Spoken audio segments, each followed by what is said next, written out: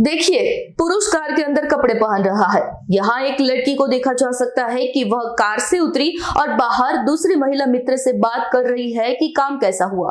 पुरुष कार के अंदर कपड़े पहन रहा है। क्या ये कांड दिल्ली में या फिर दिल्ली के आसपास का है? बड़े शहरों की चकाचौंध में पली बड़ी स्त्रियां जो क्लब पार्टी पर और साथ में पब और रात में दोस्तों के साथ चिल आउट की शौकीन हो, जिनके अधिक से अधिक बॉडी काउंट होना उनके लाइफस्टाइल का हिस्सा हो, और ऐसी स्त्रियों पर भरोसा करना या उनसे लॉयल्टी की अपेक्षा रखना महज मूर्खता से बढ़कर और कुछ नहीं है। यह वीडियो सोशल मीडिया पर वायरल है।